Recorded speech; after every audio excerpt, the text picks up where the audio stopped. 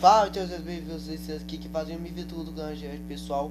Vou reagir a mais vídeo do nosso canal. Sim, eu já tô há 5 dias sem gravar. Eu tava esse tempo todo gravando vídeos no meu canal secundário, que é meu canal Música Maestro, e postando música lá direto. Quer dizer, gravações de música. E pessoal, eu vou trazer aqui um teste pra vocês. Eu não sei se vai dar certo. O vídeo que foi recomendado ainda agora foi o do canal Mitologia Grega, que é os trabalhos de Hércules. Eu acompanhei esse canal há um certo tempo e não vai ser aquela mesma aula de mitologia chata, não. É tipo assim, conversa de mitologia como se fosse uma conversa entre amigos, uma roda de bar, uma coisa mais descontraída. E pessoal, eu vou gravar aqui com meu fone e vai ter um zumbido bem chato que fica ao fundo. Geralmente nas minhas músicas é chatinho, mas com o tempo você se acostuma. Nesse vídeo aqui vão ser 30 minutos com vocês escutando esse zumbido enquanto vocês ouvem o Guilherme falando. Então eu não sei se vocês vão se acostumar com isso. Pera aí só um minuto. Lacrimejei aqui. Então pessoal, eu vou reagir a esse vídeo aqui, que é os trabalhos de Hércules, que é do mitologia grega. E pessoal, tinha um vídeo anterior, eu tentei gravar, mas não deu certo.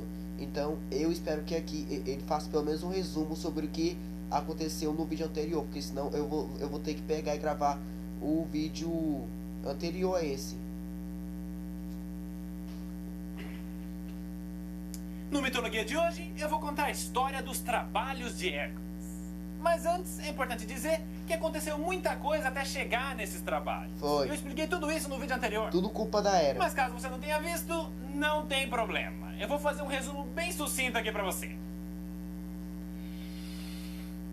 Como sempre, Zeus não sabe ficar de zíper fechado e engravidou uma casada, gerando Alcides, que virou Hércules, mais conhecido como Hércules. E Hera, obviamente, ficou putaça e jurou acabar com esse bastardo. Mas Atena gostava do seu meio-irmão e fez de tudo pra proteger o coitado. Deu tempo de que ele crescesse e treinasse como um cara meio cavalo. Aí apareceu uma princesa gatinha, amor à primeira vista e... Só que Hera secretamente mandou a amiga dela soltar um feitiço pra deixar ele mais louco que o Batman, fazendo ele matar a própria família. E com isso ele foi condenado a realizar uma porrada de trabalho porque desgraça qualquer bobagem. Bem-vindo ao Mitologia. Eita, vai muito falta talvez.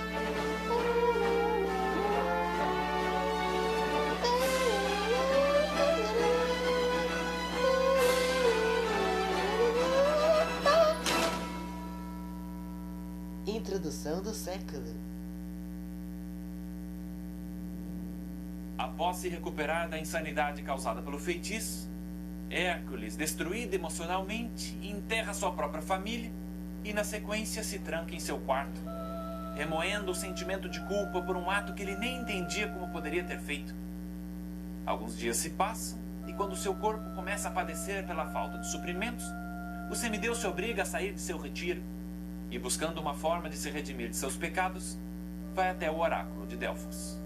Lá ele é informado de que os deuses já haviam decidido sua punição. Ou, segundo outra versão igualmente interessante, Hera secretamente coagiu o oráculo a passar a sentença que ela queria. No caso, servir o rei Euristeu realizando 10 árduos trabalhos escolhidos por ele. O cara tá no E trono sim, de a condenação espadas. eram 10 trabalhos.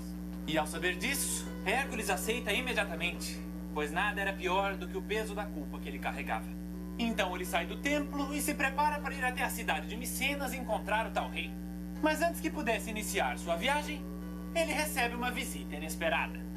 Atena, a deusa da sabedoria. E consigo, ela trazia uma série de itens que seus irmãos do Olimpo lhe deram para ajudar o herói em seus trabalhos. Porém, ela também informa que essa seria a única ajuda externa que ele Tipo kit receberia. escola pública. Porque por mais que Zeus tivesse um carinho você pega muito grande por seu objetos filho, que vai ele ser queria pro que seu dois Hércules trabalhos. triunfasse sem a interferência divina, permitindo apenas que ele estivesse bem equipado. Sendo assim, o rei do Olimpo proibiu que os deuses interferissem em sua jornada. E fora isso, ele também não permitiu que Atena falasse pro Hércules que, na opinião dela, Hera estava por trás da morte de sua família. E Zeus até imaginava que a esposa dele seria cruel o suficiente para ter feito isso. Mas como nem a deusa da sabedoria conseguiu provas o suficientes para incriminar a rainha do Olimpo, ela saiu inocente.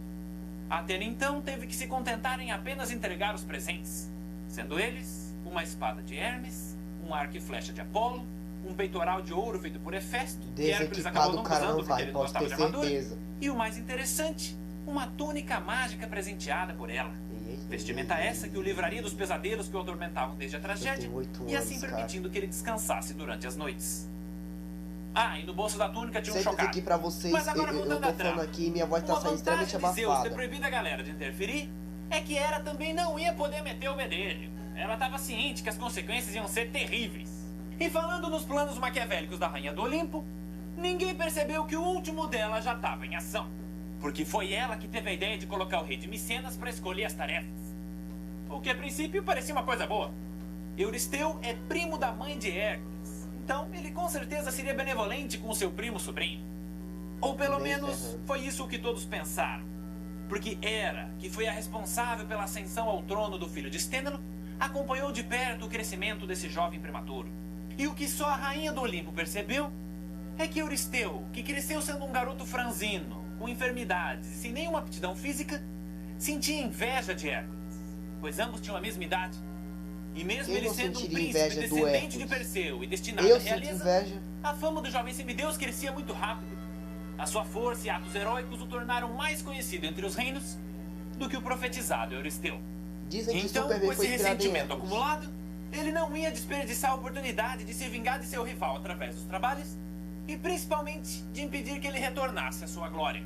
Aí algum tempo se passa e Hércules chega ao sofisticado castelo do rei, repleto de ornamentos de ouro, com guardas e servos por todas as partes. E no fim de um longo e vasto corredor, se encontrava um trono coberto de pedras preciosas. Era um palácio bem ostentação. O semideus então foi escoltado até a sala real e lá ele recebe o primeiro de seus 10 trabalhos. Ah, eu esqueci de falar. Não era 12, era 10. O leão de Nemeia. Assim que recebeu a tarefa, o herói inicia sua viagem acompanhado de seu jovem escudeiro Iolau, que, como curiosidade, é filho de Íficles, por consequência, sobrinho de Hércules. E como esse adolescente tinha um grande sonho de participar de uma aventura épica, ele insistiu até o tio deixar ele junto. Sendo assim, o nosso herói parte em direção a Nemeia com a missão de dar um fim nesse terrível leão. E, na sequência, esfolar sua carcaça. Que, para quem não sabe, é remover a pele do animal. E como já é de se imaginar, isso não seria uma tarefa fácil. Porque esse leão não era um animal comum. E sim, um dos descendentes do terrível Tifão. Eu já fiz um episódio sobre ele. Tranquilo, é só um dos descendentes de Tifão. Hércules descobre um possível esconderijo da fera que assolava a região. Aí ele diz pro sobrinho que essa tarefa seria muito perigosa e por isso ele teria que esperar do lado de fora. O Iolau fica meio brabinho, adolescente revoltado, mas acaba aceitando. O herói então chega nas redondezas de uma grande caverna, vendo marcas de batalha e ossos espalhados pelo chão. Ele então prepara o seu arco e flecha e respira fundo.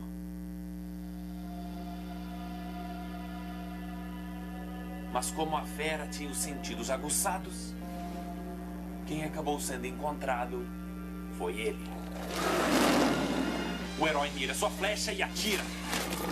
Porém, tal qual a quimera enfrentada por Belerofonte, a pele do leão de Nemeia era impenetrável. E com isso, Hércules é forçado a um combate corpo a corpo. E percebendo que não conseguiria perfurar a criatura, ele a estrangula com toda a força até a sufocar.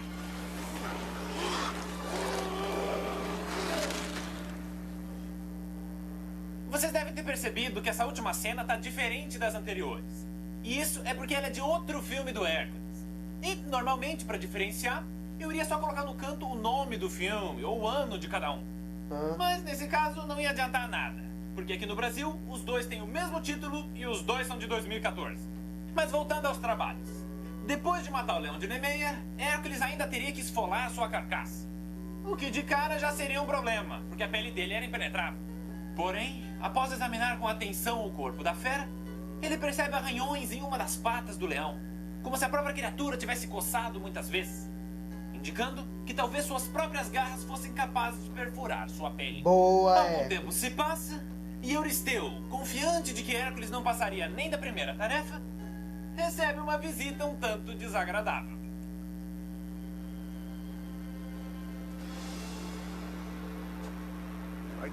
It's on The Rock? E como o rei era absolutamente medroso, ele ficou apavorado quando ele viu a pele da fera.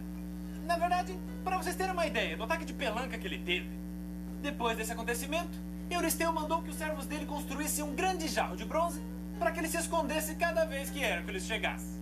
A partir daí, o herói teria que mostrar as provas de suas tarefas para um mensageiro do rei do lado de fora dos portões. Mas de brinde, ele ficou com a pele do leão de Nemeia para ele. Segunda tarefa: assistir propagandas O YouTube chatas. Premium tem vídeos sem anúncios para você fazer deliciosas massas caseiras. Segundo, a Hidra de Eita, a Hidra, cara. A Hidra é... Após o primeiro trabalho, Hércules é convidado por seu tio-avô Piteu a passar alguns dias em seu Piteu. palácio no reino de Trezena. Chegando lá, o herói é muito bem recebido e, por educação, ele tira a pele do leão de Nemeia e a coloca sobre a mesa. Na sequência, os netos do rei Piteu entram na sala real. E como eram crianças, eles acharam que a fera monstruosa estava viva. E por isso ficaram paralisados de medo. Exceto um. O garoto mais corajoso pega um machado no chão e se prepara para enfrentar a criatura. Vendo isso, Hércules solta uma grande risada, como há muito tempo não fazia. Aí ele se aproxima do menino e pergunta qual era seu nome. E o garoto responde: Teseu. Então o herói, cativado pela bravura do pequeno guerreiro, arranca um dos dentes do leão de Nemeia e lhe entrega como presente, dizendo que quando se tornasse adulto, ele ainda iria viver grandes aventuras. Algum tempo se passa e Hércules segue seu caminho em direção ao Pântano de Lerna, localizado ao sul do reino de Hades, sendo esse o habitat de um ser terrivelmente monstruoso. A Hidra, uma serpente marinha de múltiplas cabeças, cujo sangue tóxico era capaz de envenenar qualquer outra criatura. Após chegar no local, o herói adentra o pântano sombrio e inicia sua busca. O odor de plantas e animais em decomposição nauseava seus sentidos. Eu só conheço a Hércules não Hidra do hesita. jogo do Esparta, de PS2. Mostra as cabeças e Mas o que taca o semideus fogo. não sabia é que o monstro tinha uma habilidade que até então nenhum herói havia descoberto e sobrevivido para contar. Cada cabeça Regeneração. decepada era capaz de rapidamente se regenerar. E segundo algumas versões, cada cabeça cortada gerava duas. O que aí eu já acho exagero, mas quem sou eu para julgar? A questão é que não demorou muito para ele perceber que não estava adiantando só decapitar. Então ele fugiu da criatura e preparou um plano. A pedido Taca dele, fogo. Iolau faz uma fogueira Entendedores e começa a entenderão. aquecer a espada que o herói recebeu de Hermes. Falei? No caso, o Hermes deu, mas eu garanto que foi o Hefesto que fez. A única coisa que o mensageiro do Olimpo sabe forjar é a assinatura. E com essa espada incandescente, Hércules atacou novamente a criatura, sendo que após cada cabeça decepada, o calor da lâmina cauterizava os ferimentos, impedindo que ela se regenerasse. O único problema desse plano é que a espada começou a esfriar muito rápido. E quando ele cortou a última cabeça, não demorou muito para que ela voltasse. Então, Hércules começou a recuar em direção à fogueira. Mas dessa vez, a criatura não deixou ele escapar. A Hidra continuou suas investidas com a única cabeça remanescente e conseguiu derrubar a espada das mãos do herói. E foi nesse momento que Iolau viu o tio cansado, tentando escapar do monstro com suas últimas forças. E eu nunca achei que eu ia chamar o Hércules de tio cansado. O jovem escudeiro então acende uma tocha na fogueira e corre em direção ao herói, que naquele momento estava usando a pele do leão de Nemeia para se proteger da saliva ácida da criatura. Mas assim que Hércules vê Iolau se aproximando, ele encontra forças para dar um último golpe. O semideus agarra a cabeça da Hidra e arranca com as próprias mãos. E antes que ela tivesse tempo de se regenerar, Iolau queima o pescoço decepado com sua tocha. A Hidra de Lerna cai derrotada e o herói aplaude a coragem e pensamento rápido de seu sobrinho. Mas também diz que o que ele fez foi muito arriscado e ele estava proibido de fazer isso de novo. Na verdade, eu até desconfio que ele tenha levado o Iolau de volta para casa, porque depois desse trabalho, ele não aparece mais. Aí, por último, para melhorar suas flechas, o semideus banha cada uma no sangue da criatura, tornando-as venenosas. Porém, Hércules ainda não tinha noção do quão tóxico era o sangue da Hidra. E, por consequência, suas flechas ficaram muito mais letais do que ele poderia imaginar. E com isso feito, a única coisa que faltava era levar as cabeças para o reino de Micenas. Vai dar uma porcaria isso. Terceiro, a Corça Serineia. Após ser avisado pelo seu mensageiro da morte da Hidra, Euristeu percebe que dificilmente haveria algum monstro que Hércules não conseguiria eliminar. E foi nesse momento que ele teve uma brilhante ideia. Ao invés de ordenar que o herói matasse as criaturas, Hércules teria que trazê-las vivas. Então seu próximo trabalho foi ir até o Monte Selineu para capturar a corça da galhada de ouro, um pacífico e majestoso animal que vivia nos arredores do templo de Ártemis, sendo ela a mais rápida criatura da mitologia grega. Nenhum mortal jamais conseguiu tocá-la. É o deus da princesa Mononoke. O herói então viaja até lá e logo avista a galhada reluzente. Mas quando tenta se aproximar, a corça sai correndo em disparada e rapidamente desaparece no horizonte. E com isso, Hércules teve que passar meses à procura dessa criatura pelas cidades da Grécia. E quando encontra, ele opta por uma abordagem mais sutil. Ele espera a corça dormir e lentamente se aproxima. E arranca a cabeça. Assim que o herói dá sua investida, o animal acorda e agilmente se afasta. Mas dessa vez, ao invés de imediatamente ir embora, ela para em uma distância segura e olha diretamente nos olhos do herói. Como se perguntasse, por quê? Só que Hércules estava frustrado demais para perceber a bondade no olhar da criatura. Então, ele pega seu arco e prepara uma flecha com o objetivo de ferir o animal, pois essa seria a única maneira de capturá-lo.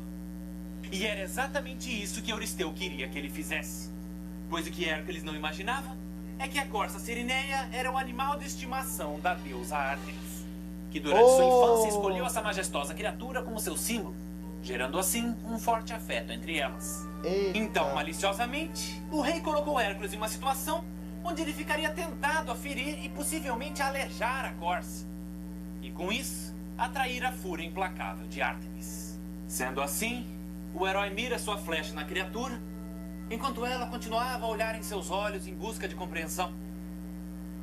Hércules respira fundo e desiste de seu ataque.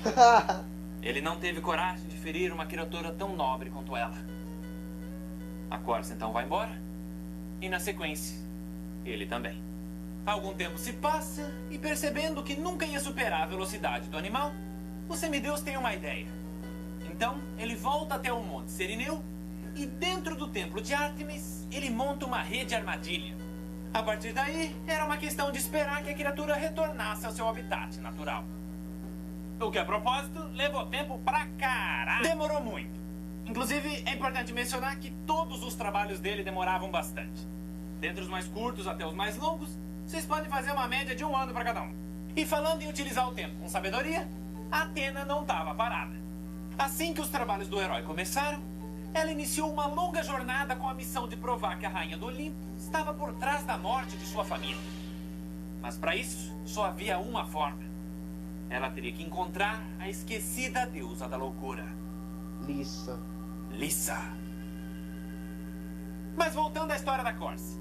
Depois de meses perambulando, ela volta ao Monte Selineu. E sentindo o cheiro de suas frutas favoritas, entra no templo. Aí ela caminha sem perceber a rede e ativa a armadilha. Mas a rapidez dela era tanta que antes de ser presa, ela escapa em direção à única saída do templo.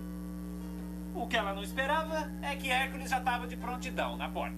O semideus segura a corça pelos chifres e aguenta a investida que teria quebrado as costelas de qualquer outro mortal. Na sequência, ele pega sua corda e cuidadosamente amarra as patas do animal. Mas o que ele não esperava é que do lado de fora do templo estava a deusa Ártemis, com um semblante nem um pouco amigável, olhando ele prender a sua corça de estimação. Mais um clássico momento de "isso não é o que parece, eu posso explicar". E então, o herói esclarece que esse era um dos trabalhos dados por Euristeu e que o pet dela não foi ferido. E com isso, a deusa da caça se mostra compreensiva e permite que a corça seja levada. Desde que ela fosse desamarrada e que assim que a tarefa fosse concluída, sua companheira fosse trazida de volta. Hércules aceita e, carregando o animal, volta a Micenas para comprovar sua missão cumprida. Mas, assim que o rei fica sabendo do sucesso do herói, ele diz que a corça ficaria em seu castelo, sendo parte de seu zoológico particular. Nossa. Sim, ele era tão rico que ele tinha um zoológico de animais exóticos só pra ele. E com isso, Hércules ficou em um terrível impasse. Não completar um de seus trabalhos ou desafiar a fúria de Ártemis. Então o que ele fez foi o seguinte. O semideus mandou o mensageiro dizer que ele ia entregar o animal, mas só se o Euristeu viesse buscar. O rei é avisado disso, e para não admitir que era medroso, ele aceita. Até porque não era um monstro que estava em questão, era um animal pacífico. O rei vai até a entrada do palácio acompanhado dos seus guardas e para na frente de Hércules, aguardando a passagem do animal. O herói, então, simplesmente solta o corpo da criatura e antes que o soberano e seus guardas tivessem tempo de reagir, a corça dispara em direção à floresta e a caminho de casa. Hércules fez a parte dele. O Euristeu não pegou porque não quis. Quarta tarefa. Ah, esse é. Acaba de vez com a caspa.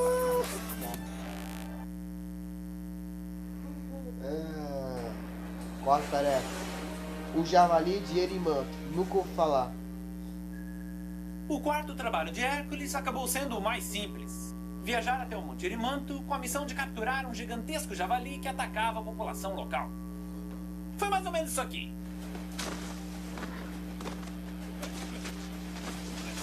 Nunca bata de frente com o grande Hércules. Uau! Depois disso, o herói descobre que seu antigo mestre e grande amigo, Quiron, que a propósito também é tio dele, vivia em uma região próxima dali. E como fazia muitos anos que eles não se viam, decide visitá-lo. Chegando lá, ele é recebido pelo mestre Centauro com um grande sorriso e um forte abraço. Esse encontro já era prometido há muito tempo. Os dois se acomodam confortavelmente e contam as novidades. Quiron diz que tem um novo aluno que ele deixou praticando ali perto. E quando surge o assunto dos trabalhos, o velho Centauro, que já conhecia o histórico vingativo da deusa Hera, conta ao herói a sua sábia opinião de quem estava por trás da morte de sua família. Hércules confia na sabedoria de seu mestre e obviamente fica revoltado, lembrando de todo o sentimento de culpa que ele carregava. E até começa a se questionar se fazia sentido continuar os trabalhos. Mas infelizmente, ele não tinha opção. Caso desistisse, ele seria executado pelos deuses e sua alma condenada a vagar eternamente pelos confins do submundo. Alguns minutos se passam e ele se acalma. Então, o herói pergunta a seu antigo mestre como ele poderia ter tanta certeza de que Hera estava por trás de tudo isso. E Quiron responde: Eu não convivo com a rainha do Olimpo, felizmente. Mas vivi o suficiente para conhecer vítimas dela. Se quer saber, você não é o primeiro de meus alunos a sofrer nas mãos de Hera. É sério? Por acaso você acha que a rainha do Olimpo gostava de seu bisavô Perseu? Eu acho que eu faço questão de esquecer que, além de bisavô, ele também era meu irmão. Se o seu pai soubesse manter o seu membro divino dentro de sua túnica, metade de meus alunos não existiriam. Isso é um fato. E falando nos seus alunos, pelo que eu vi, o seu novo aprendiz é muito bom com a lança. Ah, sem dúvida. Desde que treinei você, ele é o aluno mais promissor que já tive. Tenho certeza que um dia sua fama ultrapassará as barreiras da Grécia. Uau! Então o garoto é um prodígio? Ninguém conhece o Hércules. Qual é o nome desse futuro grande herói?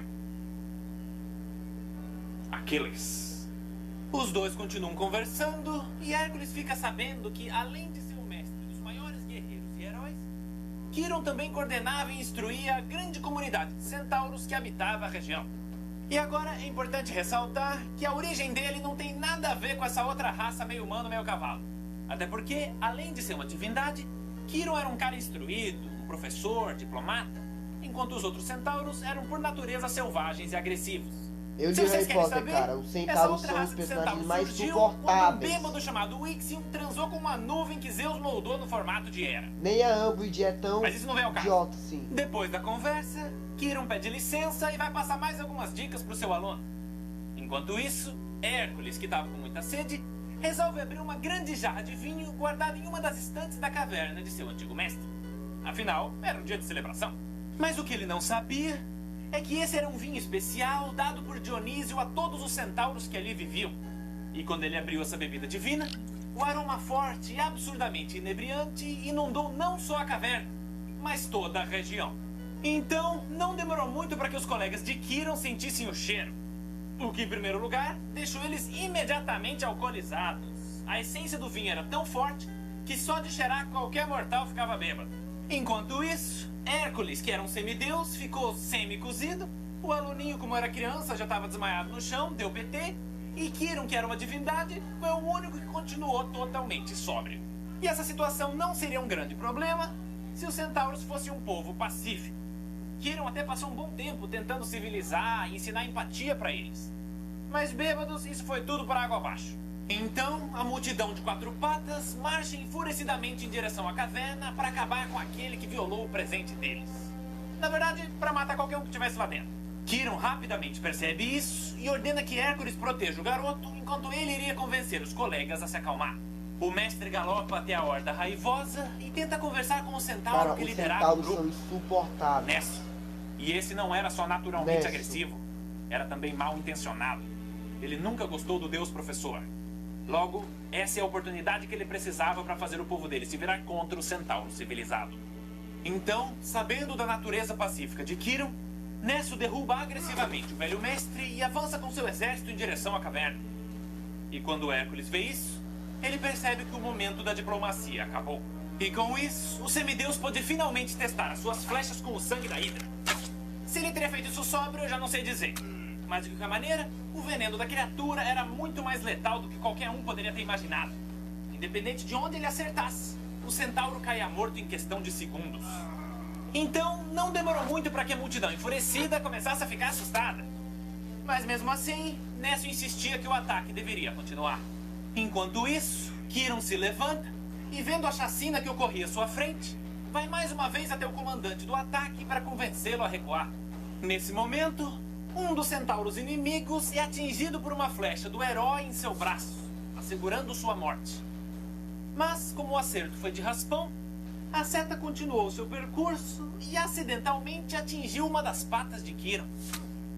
O veneno rapidamente entra em sua corrente sanguínea e o mestre cai de joelhos, sentindo a dor mais intensa que já experienciou em sua vida. E quando Nesso viu o que as flechas de Hércules foram capazes de fazer a um deus, ele finalmente percebeu que essa era uma batalha perdida.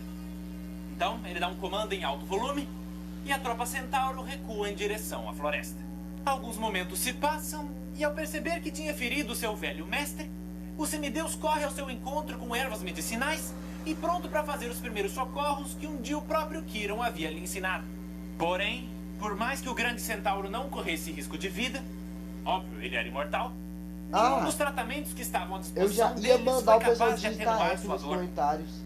Hércules então auxilia o velho mestre que não conseguia caminhar sozinho e os dois voltam à caverna. Algumas horas se passam, um novo dia nasce e o efeito da embriaguez vai embora da região. Mas infelizmente, o sofrimento de Quirón permanecia. O coração do herói mais uma vez se encheu de culpa, se questionando até se ele merecia a redenção divina. E percebendo isso, o mestre centauro, mesmo com uma dor excruciante, se compadeceu por seu antigo aluno. Quirón diz que Hércules não precisa se preocupar, pois sendo o deus professor, ele tinha muita experiência com venenos e antídotos. Então, o mestre garantiu que assim que encontrasse uma cura, os dois iriam se reunir novamente. Mas que enquanto isso, o herói tinha o dever de continuar os trabalhos. Hércules encontra forças para dar um pequeno sorriso e, com suas esperanças renovadas, vai até o fundo da caverna buscar o javali que ele deixou amarrado. Edições do Guilherme. Que, a propósito, assim como o garotinho, devia estar se recuperando da ressaca. Quinto trabalho: os estábulos de Álgias. Após mais um trabalho realizado, Euristeu, cansado de ver as vitórias heróicas de seu rival, decide impor uma tarefa que, na sua opinião, não só era difícil, como também humilhante. Mais especificamente, limpar os estábulos do rei Álgias. E o que diferencia esse local de qualquer outro é que nele haviam mais de 1000 cabeças de gado e há 30 anos ninguém limpava. Sendo que um dos motivos do curral ter chegado a esse ponto é que o rei era um cara, ironicamente, mão de vaca. E depois de tanta negligência, a situação já estava crítica. Aquele era possivelmente o lugar mais fedorento da Grécia. Então, Hércules chega no palácio e vai conversar com esse tal de Álgias. E a primeira coisa que ele percebe é que, além de sovina, ele também era um babaca. O rei tratava todo mundo mal, e com ele não foi diferente. Sendo assim, o herói, não querendo dar satisfação de fazer um baita serviço desse de graça, não fala nada sobre os trabalhos. Ele apenas oferece os seus serviços em troca de pagamento. O que era para ser uma aprovação divina, Hércules transformou literalmente em um trabalho remunerado. O rei então aceita a proposta, Caraca, com a condição absurda de que o herói cumprisse a tarefa em apenas um dia. O semideus corajosamente assume o desafio e, com uma ideia em mente, não perde tempo. Sabendo de um rio que passava por um morro próximo dali, Hércules cava uma trincheira dele até a entrada dos estábulos. E com isso, a água corrente limpou toda a sujeira, sem que ele precisasse sequer entrar no local. O cara poluiu. Se os animais foram levados junto com a água, eu já não sei dizer. O que importa é que ele cumpriu o serviço. Sexto serviço. Os pássaros da Estínfala. O sexto trabalho de Hércules o levou até o Lago Stínfalo, uma região Lago pantanosa Estínfalo. habitada por uma enorme quantidade de pássaros com asas e bicos de bronze. Como eles conseguiam voar, não me pergunte. O que importa é que eles destruíam as plantações locais e a missão do semideus era acabar com eles. Hércules vai até lá e a primeira coisa que ele percebe é que a base do lago era uma gosma espessa, que não dava para usar um barco e nem caminhar. Então ele começa a caçar as aves de longe com suas flechas. Mas não demorou muito para que elas percebessem o perigo e passassem a se locomover somente entre as árvores. O herói então fica impossibilitado de continuar e passa horas tentando pensar em alguma solução. Mas, não tendo como usar sua força para resolver o problema, esse aparentava ser o trabalho que o derrotaria. Mas em determinado momento, enquanto checava os bolsos de sua túnica, ele encontra o chocalho que ganhou no início de sua jornada. Hércules então pega o instrumento e, sem grandes expectativas, o chacoalha. O silêncio permanece. Até que, de repente, uma revoada de pássaros sobe ao céu. Sendo essa mais uma prova da sabedoria de Atena. Pois, imaginando que os pássaros da Estínfala estariam entre seus trabalhos, ela lhe deu o único item capaz de atrair as aves de bronze. E com isso, usando seu tacape e arco e flecha, o herói resiste ao ataque de penas metálicas e consegue derrotar essas criaturas de terceira categoria. Elas podiam ter o bronze, mas Hércules ficou com o ouro. E falando em Atena, a deusa da sabedoria continuava firme em sua busca incansável por Lissa. E depois de um longo tempo procurando, ela finalmente encontra. Mas essa história eu conto no próximo Mitologia. Até mais! Eu sei que não é legal parar uma história no meio, mas esse vídeo já estava muito comprido e ainda tem muita coisa pela frente. Caso você venha do futuro, o vídeo já está na playlist para você assistir. Até a próxima! E que o pet dela não foi ferido. E com isso, a deusa da calça... A deusa da calça... Devia ter a deusa da calça. Jinx é o nome dela. Ah, pelo amor de Deus. Bom, pessoal, espero que vocês tenham gostado. Deixe o like no canal, ative o sininho para receber as notificações e deixem nos comentários se vocês gostaram que eu gravasse com o fone. Porque se vocês não gostaram, eu posso voltar a gravar normalmente, mas o som vai ficar mais baixo. Mas gravando com o fone fica o zumbido, e gravando sem o fone fica o volume baixo, porém sem o zumbido. Essa aí, espero que vocês tenham gostado. Deixe o like no canal, ative o sininho para receber as notificações. É isso aí, 3, 2, 1 e fim.